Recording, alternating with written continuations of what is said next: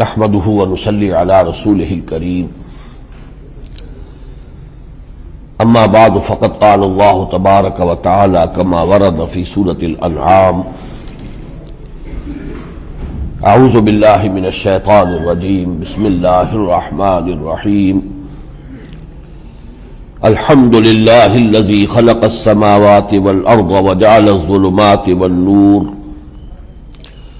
ثم الذين كفروا بربهم يعدلون هو الذي خلقكم من طين ثم قضى أجلا وأجل مسمى عنده ثم أنتم تمترون وهو الله في السماوات وفي الأرض يعلم سركم وجهركم ويعلم ما تكسبون وما تأتيهم من آية من آيات ربهم إلا كانوا عنها معرضين فقد كذبوا بالحق لما جاءهم فسوف يأتيهم أنباء ما كانوا به يستهزئون صدق الله العظيم رب اشرح لي صدري ويسر لي أمري واحلل عقدة من لساني يفقهوا قولي اللهم ربنا ألهمنا رشدنا وأعذنا من شرور أنفسنا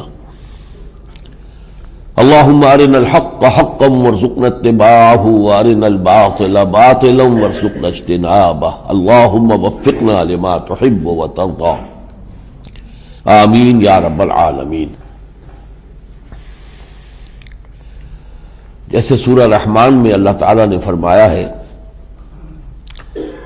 وَلِمَنْ خَافَ مَقَامَ رَبِّهِ جَنَّتَانِ، دو جنتوں کا تذکرہ ہے۔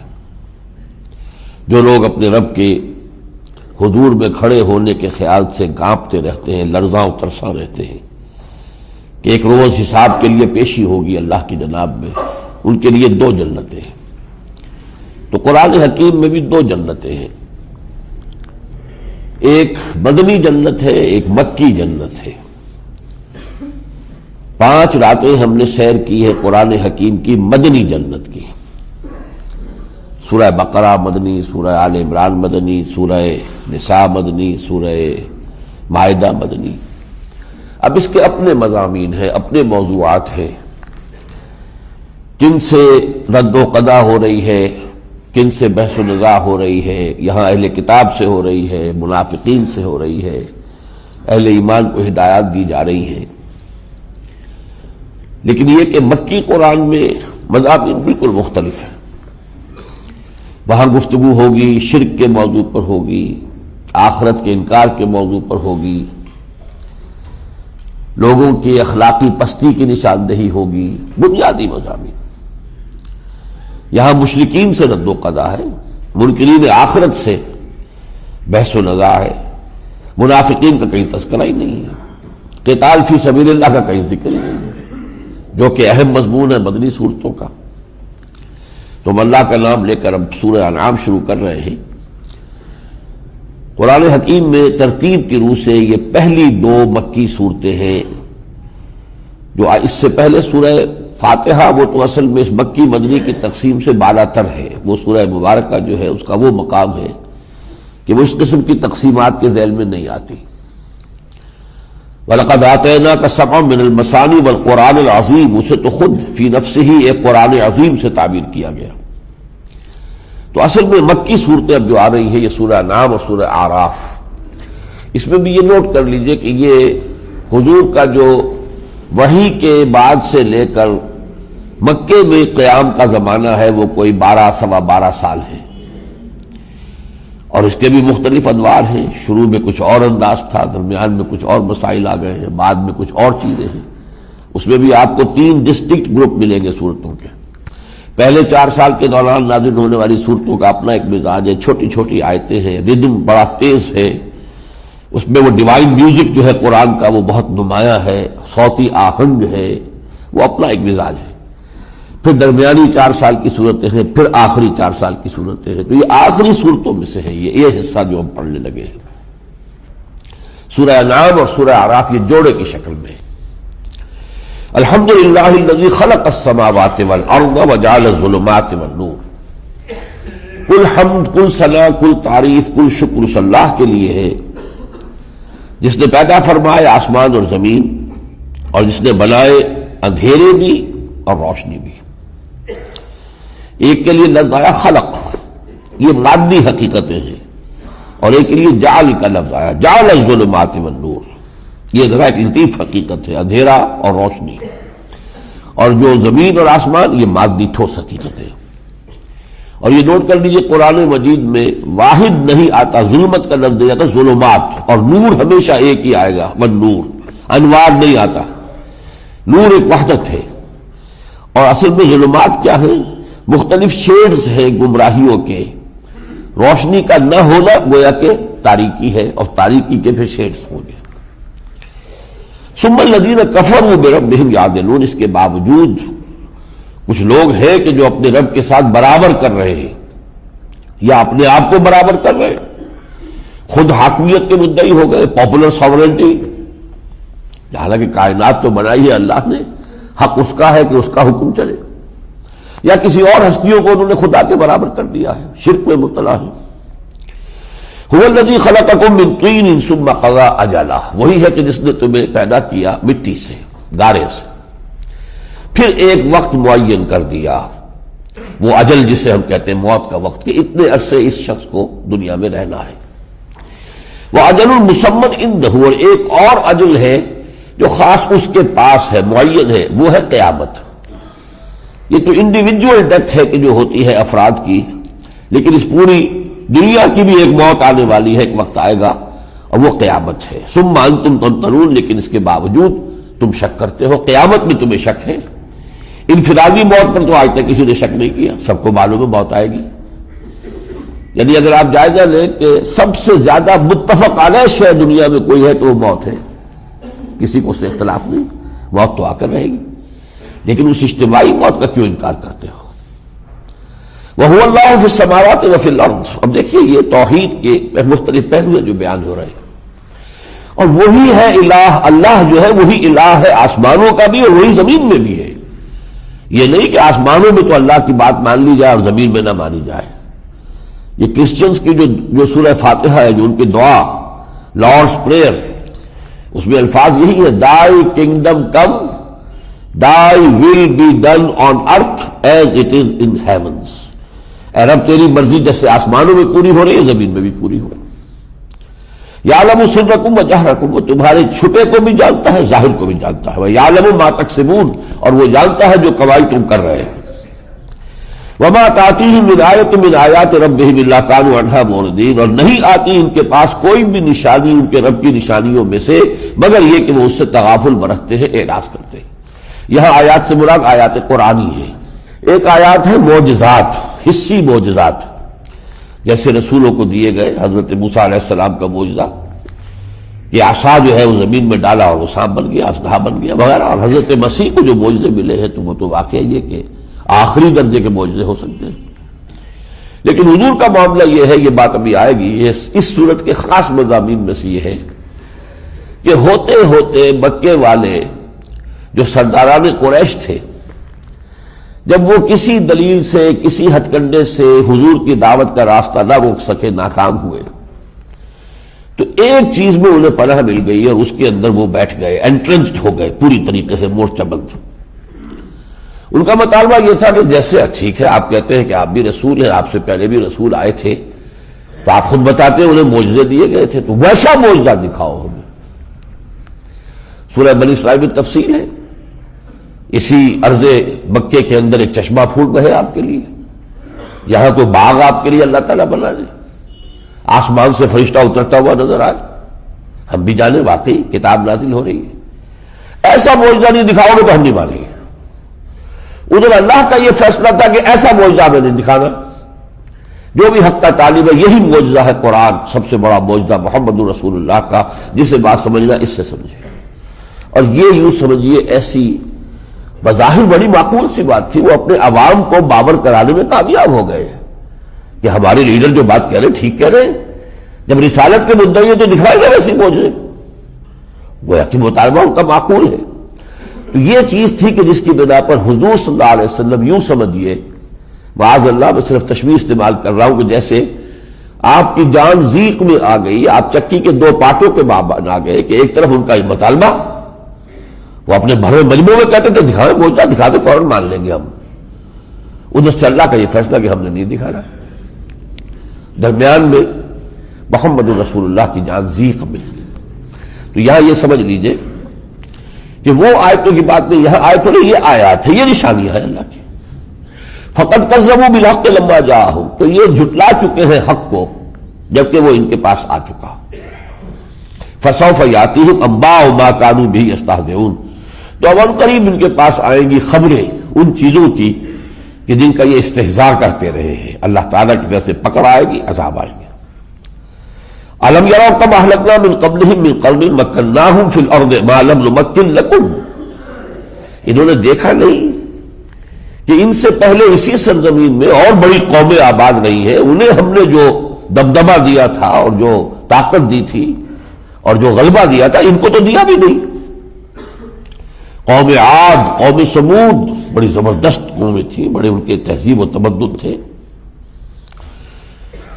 وارسلنا السماء علیہم مدرارا، اور ہم نے آسمان کے منہ کھول دیے تھے ان کے لیے بارش کے لیے، بارشیں ہوتی تھی بہت سرسبز و شاداب۔ یہ احقاف کا علاقہ جو ہے عرب کا جنوبی، انتہائی سرسبز و شاداب علاقہ ہوتا تھا قوم عاد کے زمانے میں، جو اب بدترین جو ہے ڈیزرٹ ہے۔ وجعلنا الانہار تجری من تحتہم، ہم نے ان کے دامن میں ندیاں بہا دی تھی۔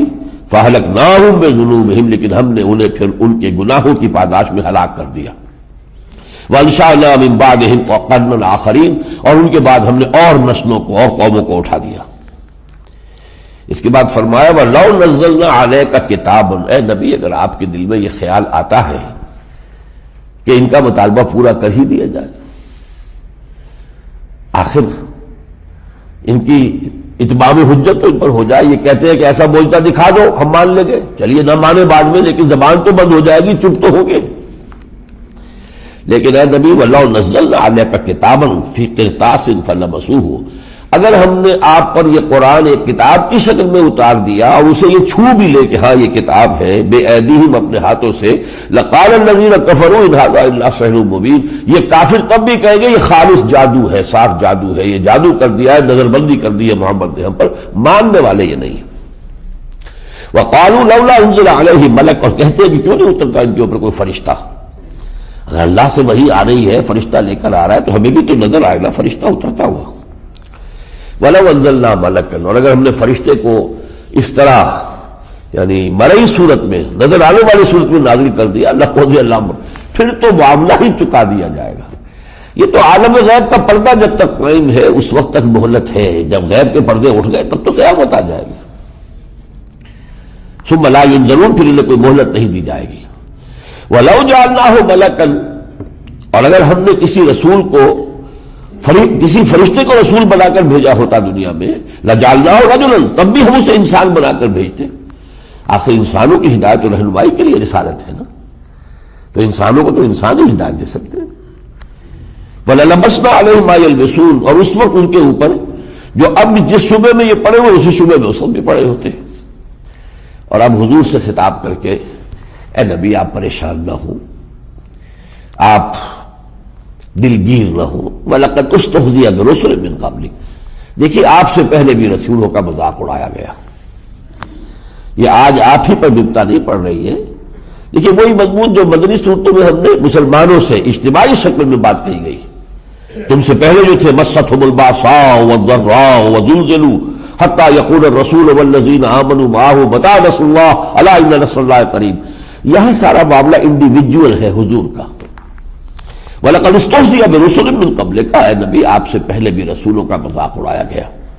فَحَاقَ بِالَّذِينَ سَخِرُوا مِنْهُم مَّا كَانُوا بِهِ يَسْتَهْزِئُونَ، پھر وہ لوگ جو مذاق اڑانے والے تھے ان پر وہی مصیبت آئی کہ جس کا وہ استہزاء کرتے تھے، مذاق اڑاتے تھے۔ یہ میں نے پہلے رکوع کی 10 آیات کا جو ہے وہ پورا ترجمہ کر دیا ہے، آپ کو اندازہ ہو جائے کہ یہ مکی صورتوں کا انداز کیا ہے، اس کے مضامین کیا ہے۔ اب ذرا ہم آگے چل رہے ہیں آیت نمبر 19۔ قُلْ أَيُّ شَيْءٍ أَكْبَرُ شَهَادَةً، اب جو رد و قضا ہے تفصیلی ہر ایک لفظ کا تو میں ترجمہ نہیں کر سکتا اس وقت۔ توحید کے موضوع پر جو بھی رد و قضا بحث و نظا ہو رہی ہے اس میں ایک خاص کلائمیکس کا انداز یہ ہے قل ای شیء اکبر شہادہ، اے نبی ان سے کہیے کس کی شہادت اور گواہی سب سے بڑی ہے؟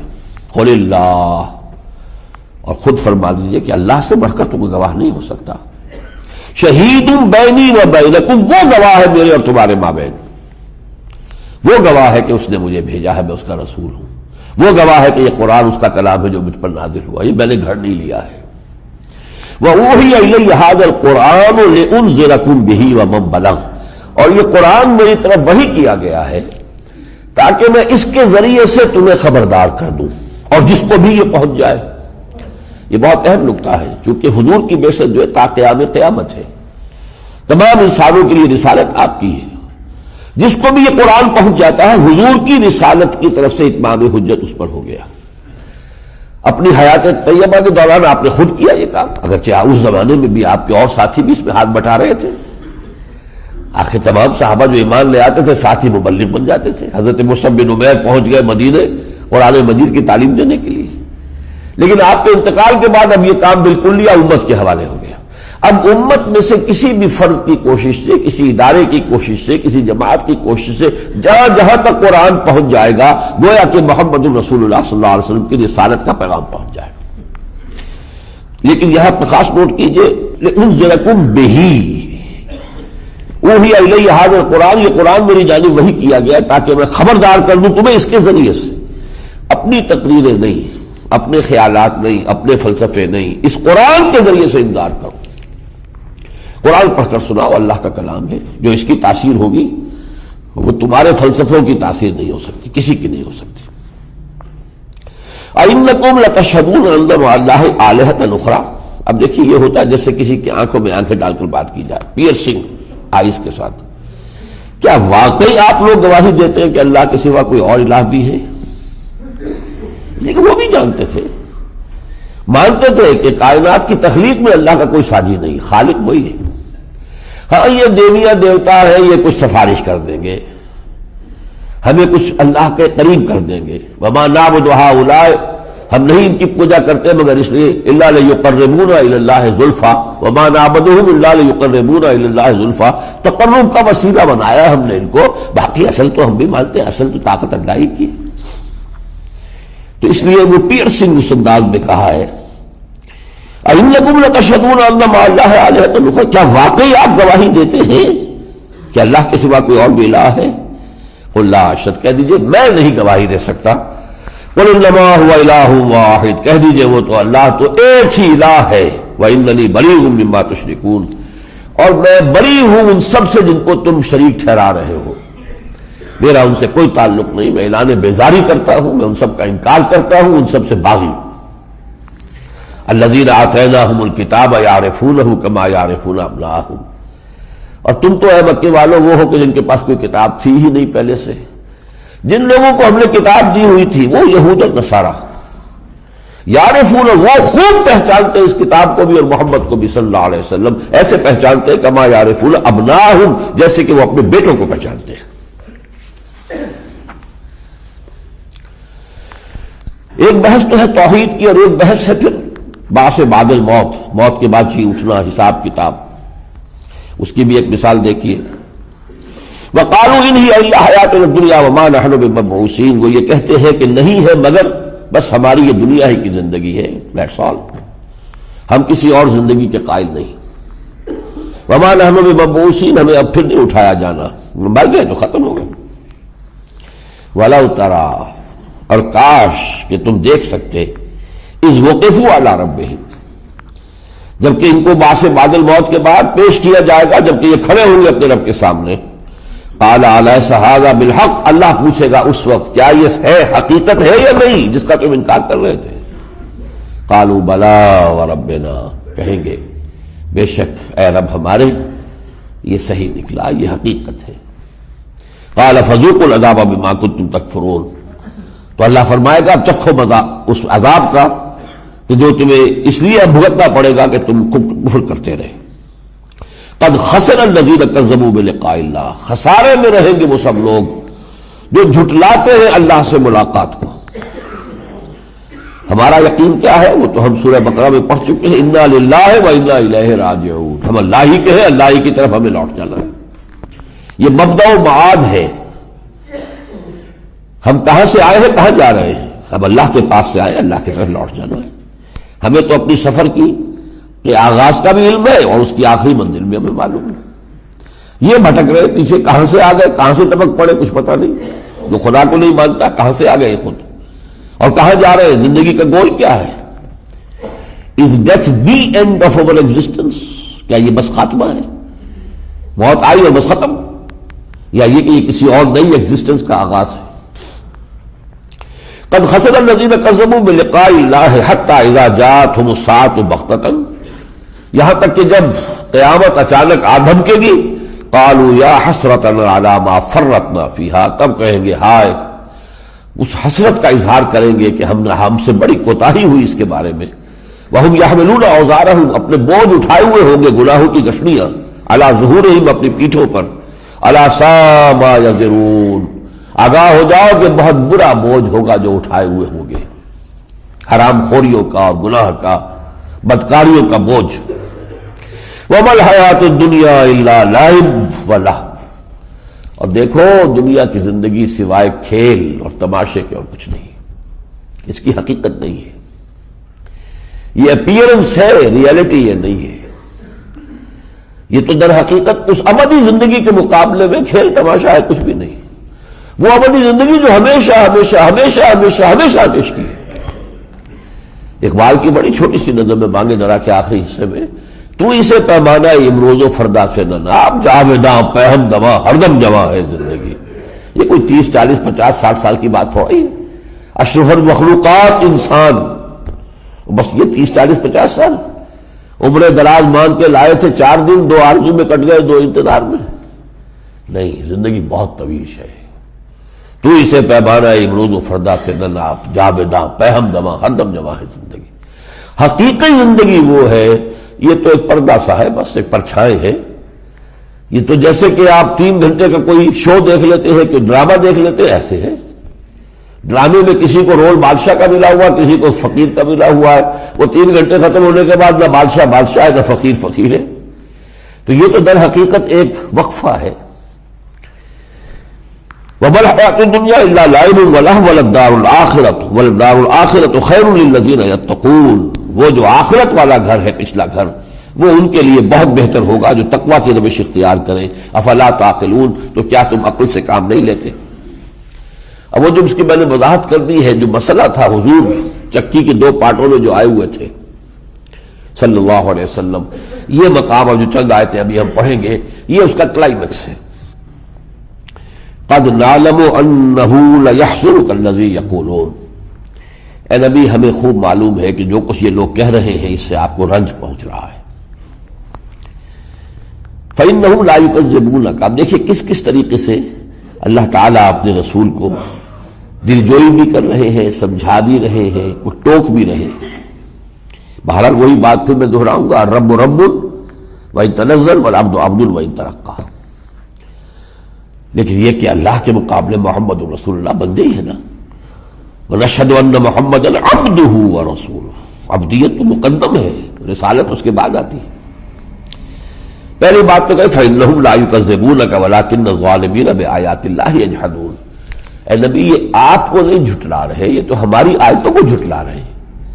تو غصہ آئے تو ہمیں آئے، آپ کو تو کسی نے جھوٹا کہا ہی نہیں.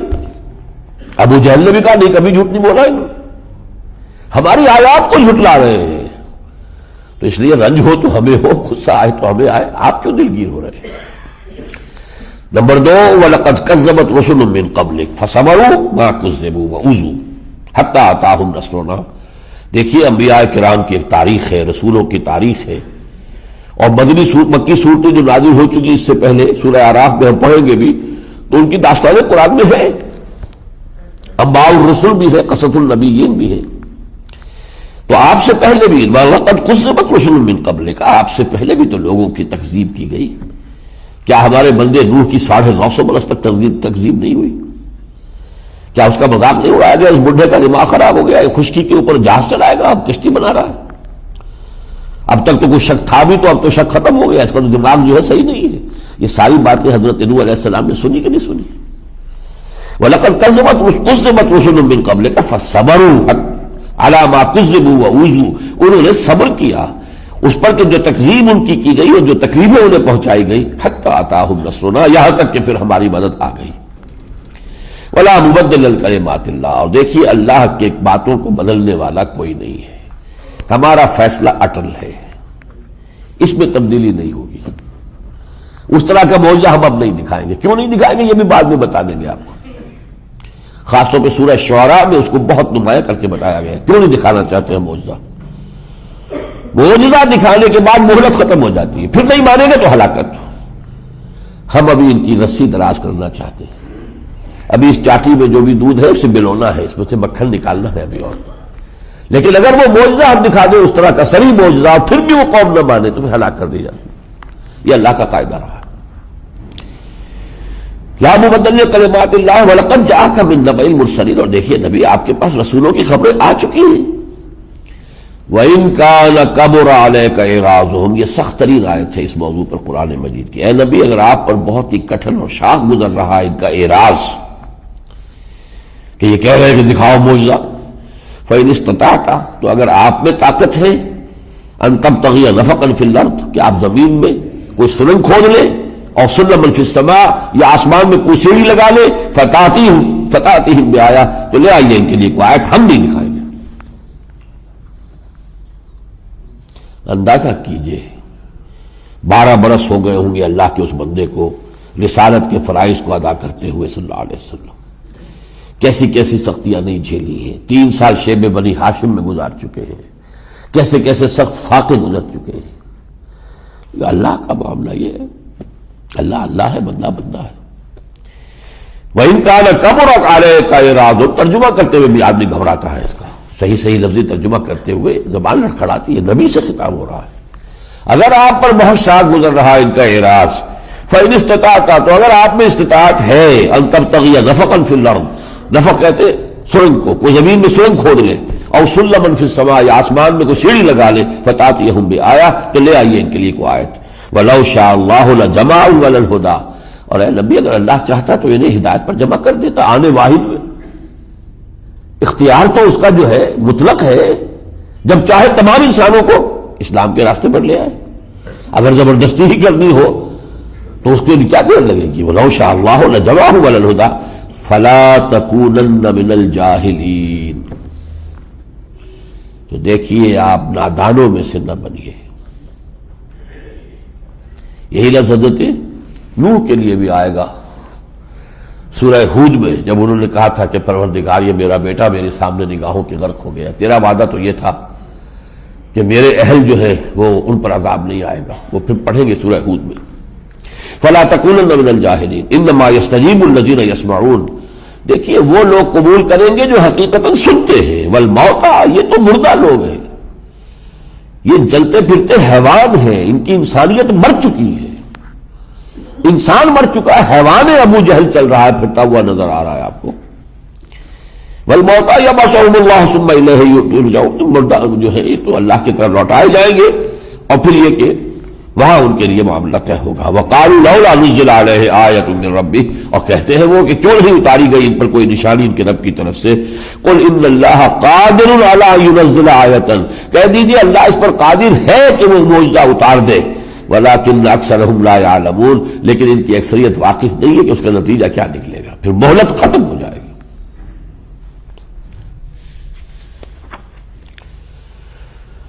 وَلَقَدْ أَرْسَلْنَا إِلَىٰ أُمَمٍ مِّن قَبْلِكَ، یہ بھی اب رسولوں کے بعد میں ایک بہت اہم قانون ہے جو رہا ہے اللہ کا، اس کا ذکر آ رہا ہے۔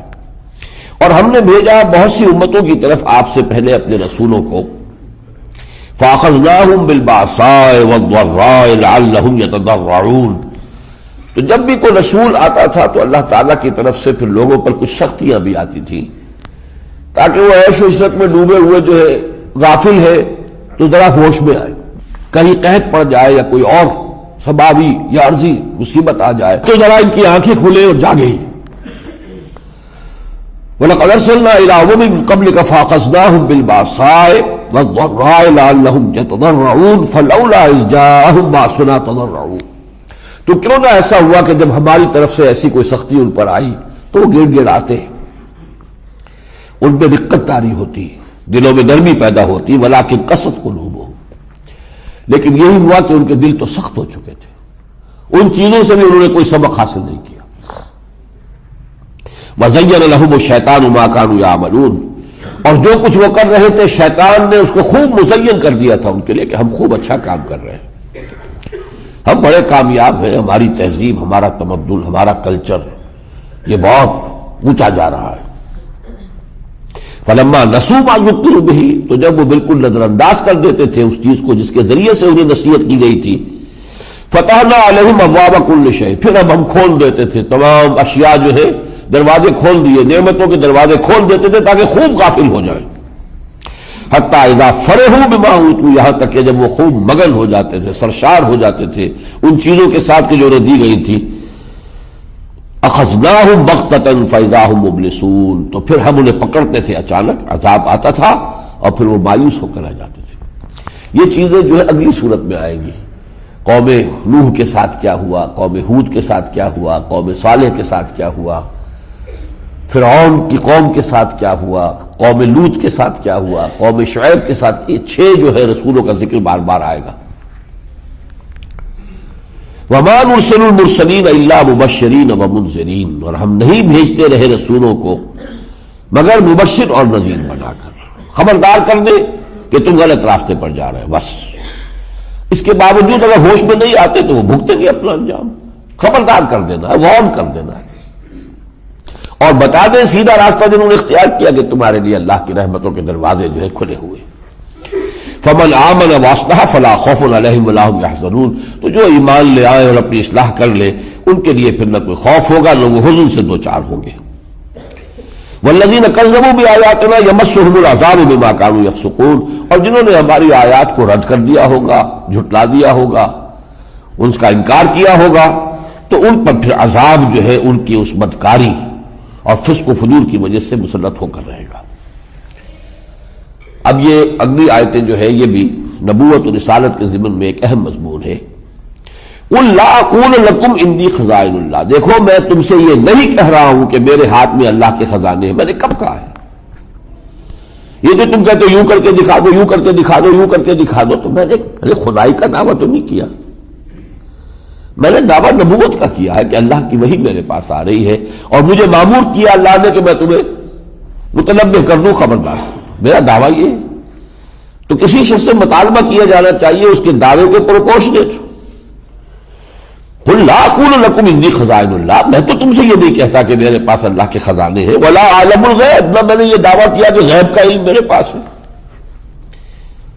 وَلَا أَقُولُ لَكُمْ عِندِي مَلَكٌ، نہ میں تم سے یہ کہتا ہوں کہ میں فرشتہ ہوں، إِنْ أَتَّبِعُ إِلَّا مَا يُوحَىٰ إِلَيَّ، میں تو خود پیروی کرتا ہوں اس کی جو میری طرف وحی کیا جا رہا ہے، خود پابند ہوں، انا اول المسلمین، سب سے پہلے فرمانبرداری تو اختیار کرنے والا میں ہوں۔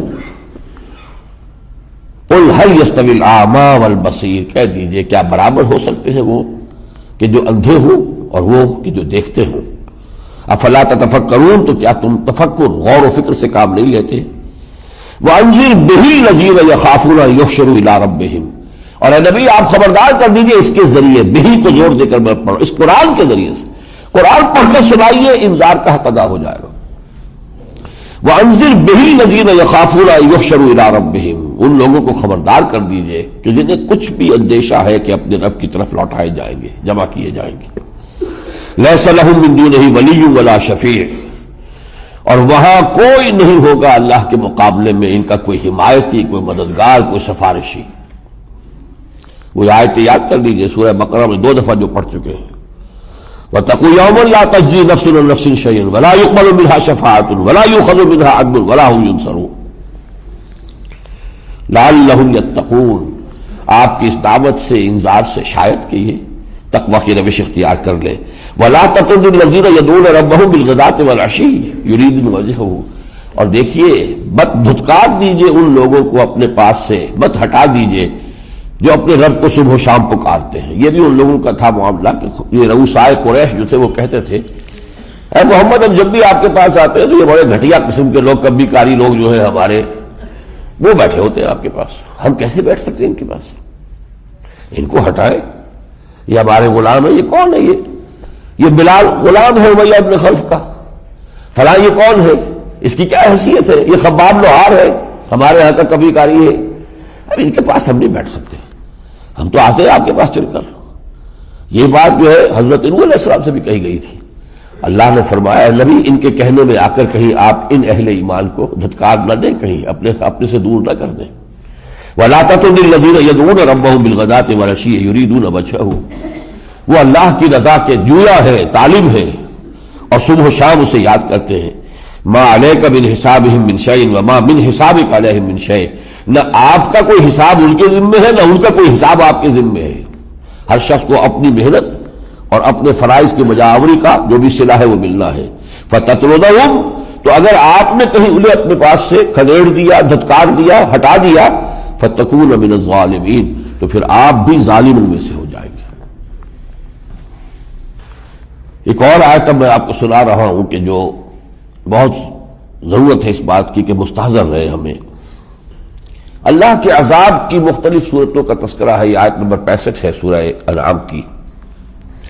قُلْ هُوَ الْقَادِرُ عَلَىٰ أَن يَبْعَثَ عَلَيْكُمْ عَذَابًا مِّن فَوْقِكُمْ أَوْ مِن تَحْتِ أَرْجُلِكُمْ أَوْ يَلْبِسَكُمْ شِيَعًا وَيُذِيقَ بَعْضَكُمْ بَأْسَ بَعْضٍ.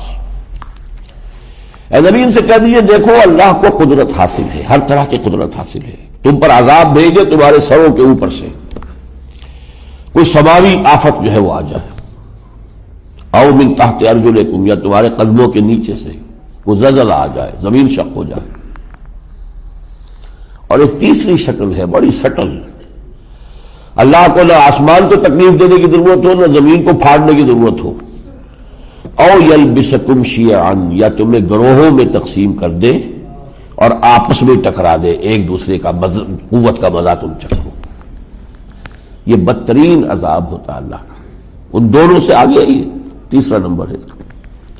اور یلبسکم شیعا، جو صورتحال آج ہم پاکستان میں فیس کر رہے ہیں، وہ قوم ایک جو تھی ہندو کے مقابلے میں جس نے پاکستان حاصل کیا تھا، ایک قوم کی حیثیت سے قومیتوں میں تقسیم ہو چکی ہے. وہ قوم اب نہیں ہے.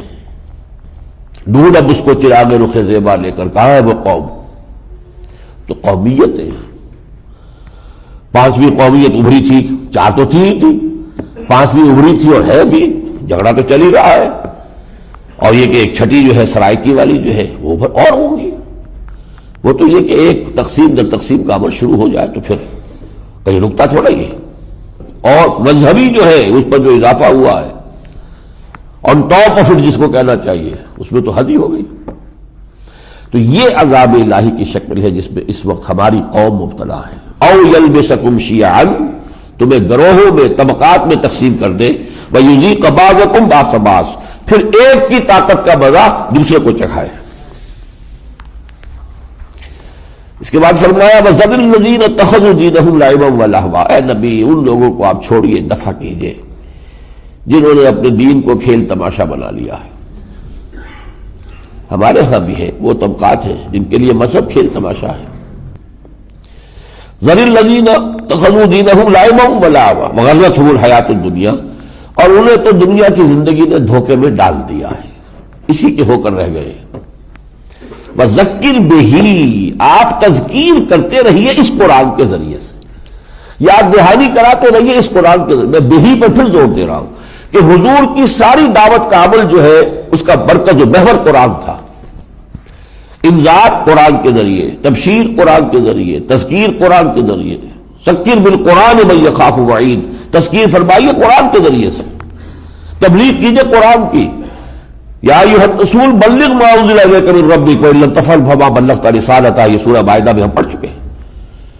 لیکن یہ کہ ہم نے در حقیقت اسی قرآن کو بند کر کے قصے، کہانیاں، بعض نصیحت جو ہے وہ کوئی فارسی کے شعر ہیں اور کوئی وہ اور شعر ہیں، ان کے ذریعے سے، کہانیوں کے ذریعے سے وعظ، اب تک وہ وعظ کا دور بھی گیا، وہ اس کو ذریعہ بنایا.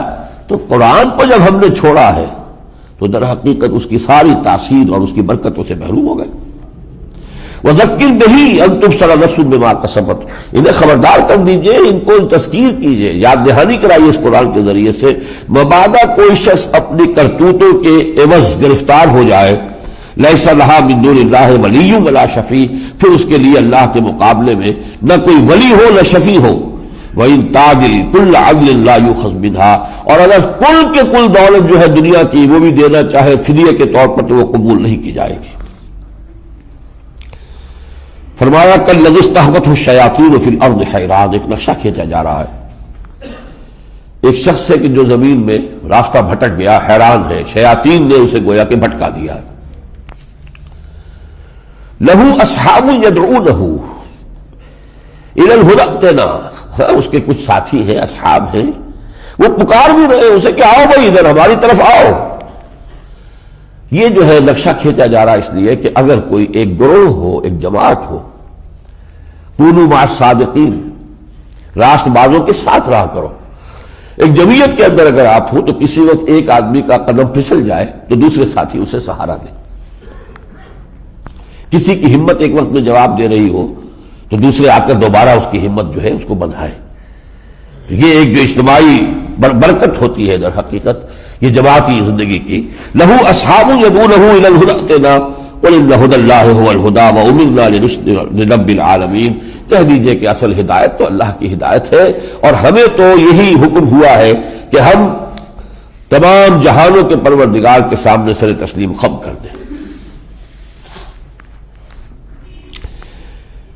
اب اس سورہ مبارکہ میں حضرت ابراہیم کا ذکر آ رہا ہے، یہ ذرا میں چاہوں گا کہ پورا ترجمے کے ساتھ آپ کو سناؤں۔ وَإِذْ قَالَ إِبْرَاهِيمُ لِأَبِيهِ آزَرَ أَتَتَّخِذُ أَصْنَامًا آلِهَةً، اور یاد کیجئے جب کہ کہا تھا ابراہیم نے اپنے والد آزر سے، دیکھیے یہ بالکل خلاف معمول اللہ تعالیٰ نے یہاں لے ابی ہے کافی تھا، آزر کہنے کی ضرورت نہیں تھی۔ کیوں کہا؟ اس لیے کہ تورات میں غلط نام دیا گیا، طارح نام دیا گیا ہے تورات میں حضرت ابراہیم کے والد کا۔ تو جہاں کہیں تورات میں غلطی ایسے معاملات میں ہو گئی ہے قرآن اس کی تصحیح کر دیتا ہے کہ ان کے والد کا نام طارح نہیں تھا، ان کے والد کا نام آزر تھا۔ اور اسی کو اہل تشیع ہمارے ہاں لے لیتے ہیں، وہ کہتے ہیں آزر چچا تھا، باپ نہیں تھا، اس لیے کہ ان کا فلسفہ یہ ہے کہ جو ان کے ہاں تصور ہے ائمہ معصومین کا، تو ظاہر بات ہے کہ جو معصوم ہے ان کی جو نسل ہوتی ہے وہ تو کافر نہیں ہو سکتی، جو ان کے اوپر کے آباء و اجداد ہیں وہ بھی کافر نہیں ہو سکتے، مشرک نہیں ہو سکتے۔ ابو طالب تو ان کے ابو الائمہ ہے، تمام اماموں کے باپ ہیں، انہیں کیسے مان لیں گے کہ وہ کافر تھے یا مشرک تھے؟ اس کے لیے دلیل لاتے ہیں کہ وہ ابراہیم کا بھی باپ نہیں تھا، باپ تو جو تھا وہ راہ حق پر تھا، یہ چچا تھا آدر۔ قرآن نے اس کی نفی کی دونوں کی، اہل کتاب کی بھی کر دی اور اہل تشیع کی بھی۔ وَإِذْ قَالَ إِبْرَاهِيمُ لِأَبِيهِ آزَرَ أَتَتَّخِذُ أَصْنَامًا آلِهَةً، اب بھجان یہ آپ کیا یہ بت بناتے ہیں، آپ ان کو آپ نے معبود بنا لیا، کیونکہ بت تراش تھا یہ۔ انی اراک وقومک فی ضلال مبین، میں تو دیکھتا ہوں کہ آپ اور آپ کی قوم کھلی گمراہی میں مبتلا ہے۔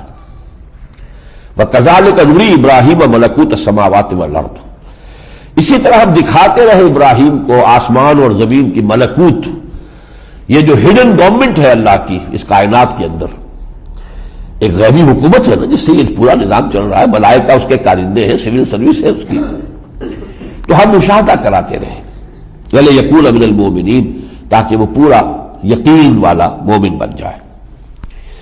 اب انہوں نے جو دلیل قائم کی اپنی قوم پر وہ بہت خوبصورت ہے۔ فَلَمَّا جَلَّ عَلَيْهِ اللَّيْلُ رَأَىٰ كَوْكَبًا، یہ قوم جو تھی جس میں حضرت ابراہیم پیدا ہوئے، ان میں تینوں طرح کے شرک موجود تھے۔ ایک شرک تھا ستارہ پرستی کا شرک، اجرام سماویہ کی وہ پرستش کرتے تھے۔ ایک شرک تھا بتوں کا، ان کا اصنام تھے ان کو پوجتے تھے۔ ایک شرک تھا سیاسی شرک کہ نمرود جو بادشاہ تھا وہ کہتا تھا میں خدا ہوں۔ تو تینوں شرک بتمام و کمال اس قوم کے اندر تھے، اور تینوں کے ساتھ جسے ہم کہتے ہیں کہ چومکھی جنگ، سہمکھی جنگ جو ہے حضرت ابراہیم نے لڑی ہے تن تنہا۔ جب رات ہو گئی ان پر، رات میں سایہ کر دیا، رأى كوكبا، تو انہوں نے ایک ستارہ دیکھا، قال هذا ربی، کہا یہ ہوگا میرا رب، اور یہ صرف ان کو سنانے کے لیے، لوگ جو ہے اس کو سمجھے۔ فلما افلا، جب وہ ڈوب گیا، قال لا احب الافلین، میں تو یہ ڈوب جانے والوں سے تو محبت نہیں کر سکتا، جو ڈوب ہی گیا اسے میں کیسے اپنا خدا مان لوں۔ فلما رأى القمر بازغا قال هذا ربی، پھر جب دیکھا چاند چمکتا ہوا نمودار ہو گیا، کہا ہاں یہ ہے رب۔ فلما افلا قال لئن لم يهدني ربي لاكونن من القوم الضالين، جب وہ بھی ڈوب گیا تو کہا کہ اگر میرے رب نے مجھے ہدایت نہ دی تو میں تو گمراہ ہو جاؤں گا، یہ تو ان میں سے تو کسی چیز کو میں اپنا رب ماننے کو تیار نہیں ہوں۔ فلما رأى الشمس بازغۃ، پھر جب دیکھا سورج طلوع ہوا ہے، وہ سب سے بڑھ کر روشن ہے، قال ھذا ربی ھذا اکبر، کہا ہاں یہ معلوم ہوتا ہے کہ رب ہے۔ آپ کو معلوم ہے سورج کی پرستش بہت ہوئی ہے تمام مشرکانہ نظاموں میں، سورج دیوتا، یہ چندر بنسی اور سورج بنسی خاندان جو راجپوت رہے ہیں ہندوستان میں، وہ دیوتاؤں کے ساتھ اپنا رشتہ جوڑتے تھے۔ ھذا ربی ھذا اکبر یہ ہوگا اور یہ سب سے بڑا ہے۔ فلما افلت، جب وہ بھی غروب ہو گیا، قال یا قوم انی بریء مما تشرکون، اب انہوں نے وہ نعرہ جو ہے توحید کا بلند کیا ہے، میری قوم کے لوگوں سن لو، جن چیزوں کو تم شریک ٹھہرا رہے ہو اللہ کے ساتھ میں ان سے بری ہوں۔ انی وجہت وجہی للذی فطر السماوات والارض حنیفا، میں نے تو اپنا رخ کر لیا ہے اس ہستی کی جانب جس نے آسمان اور زمین پیدا کیے ہیں یکسو ہو کر، وما انا من المشرکین، اور میں اب ہرگز شرک کرنے والوں میں سے نہیں ہوں۔ وحاجہ قومہ، اس کی قوم نے ان سے حجت بازی کی، دلیل بازی شروع کی، قال تحاجونی فی اللہ وقد ہدان، ان کا کہ تمہاری مت ماری گئی ہے، مجھے تو اللہ نے ہدایت دے رہی ہے، تم چاہتے ہو کہ مجھے گمراہی میں لے آؤ اور مجھے میرے ساتھ حجت بازی کر رہے ہو۔ لا اخاف ما تشرکون بہ، انہوں نے کہا ہوگا نا کہ تم نے ہمارے معبودوں کا انکار کیا، تم پر کوئی نہ کوئی آفت آئے گی، کوئی نہ کوئی معبود جو ہے اس کی طرف سے کوئی پکڑ آئے گی تم پر۔ ولا اخاف ما تشرکون بہ الا یشاء اللہ شیئا، ان شاء ربی شیئا، مجھے کوئی خوف نہیں تمہارے ان معبودوں سے جنہیں تم نے شریک بنا رکھا ہے۔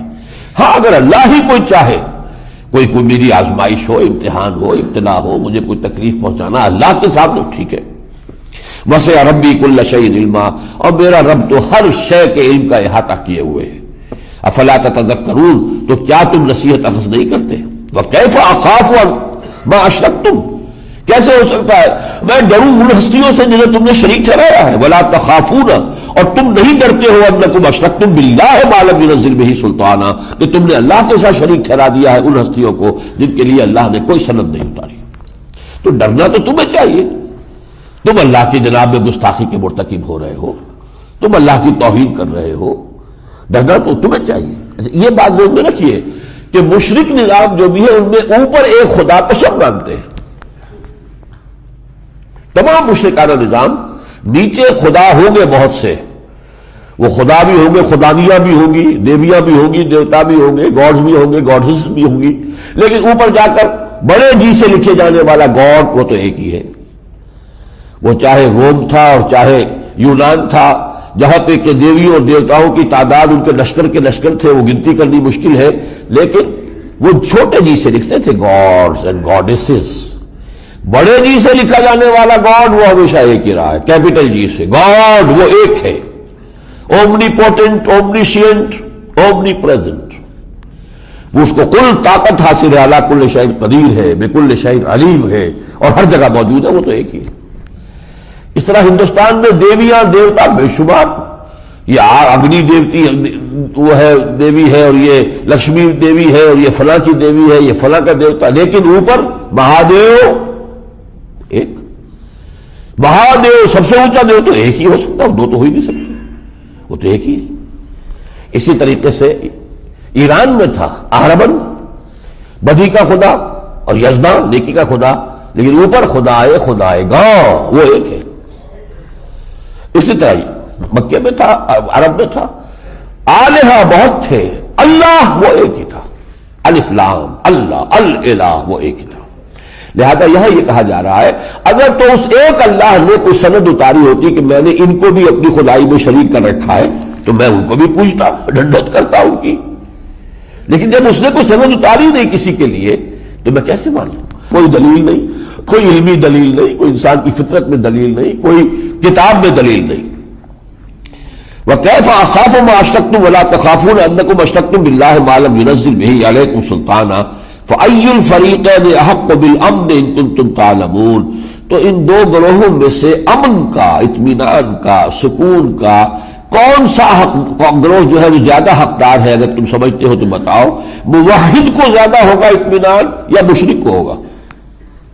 پھر جواب خود دیا، الذین آمنوا ولم یلبسوا ایمانہم بظلم اولئک لہم الامن وہم مہتدون، وہ لوگ جو ایمان لائیں اور اپنے ایمان میں کسی نوع کے شرک کی آمیزش نہ ہونے دے، امن ان کے لیے ہے، سکون ان کے لیے ہے، اللہ ہی پر توکل ہے، اللہ ہی کی رضا پر راضی ہے، اللہ ہی کو ہر وقت سمجھتے ہیں کہ ہمارے ساتھ موجود ہے، اللہ ہی ان کا ولی ہے اور وہ اللہ کے ولی ہے، ان کو جو اطمینان ہوگا، انہیں جو الا ان اولیاء اللہ لا خوف علیہم ولا هم یحزنون، ان کے لیے کوئی خوف کہاں، میرا رب میرے ساتھ ہے، ان معی ربی سیہدین، جب نظر آیا کہ کوئی راستہ نہیں ہے، حضرت موسیٰ علیہ السلام کی قوم نے کہا انا لمدرکون، اوپر پکڑے گئے، موسیٰ مارے گئے، سامنے سمندر ہے اور پیچھے اب فرعون لشکر لے کر پہنچ گیا ہے، پس گئے نا ہم تو چکی کے دو پارٹوں میں، نہیں کلا ان معی ربی سیہدین، نہیں میرے ساتھ میرا رب ہے، وہ مجھے راستہ دے گا،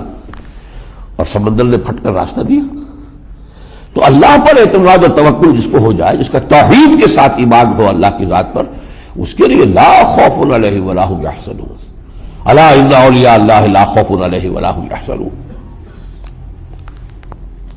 الذین آمنوا ولم یلبسوا ایمانہم بظلم اولئک لہم الامن وہم مہتدون، وتلک حجتنا آتیناها ابراہیم علی قومہ، یہ وہ دلیل تھی جو ہم نے ابراہیم کو عطا کی اس کی قوم کے مقابلے میں، یہ نہیں تھا کہ انہوں نے کوئی واقعہ کبھی سمجھا کہ چاند میرا رب ہے، یا یہ تو ایک کہنے کا انداز، ان کے اوپر حجت قائم کرنے کا انداز، یہ اللہ تعالیٰ کی طرف سے خاص ایک اسلوب عطا کیا گیا۔ نرفع درجات من نشاء، ہم درجے بلند کرتے ہیں جن کے چاہتے ہیں، ان ربک حکیم علیم، اور آپ کا رب جو ہے وہ حکیم ہے، سب کچھ حکمت والا ہے اور علم والا ہے۔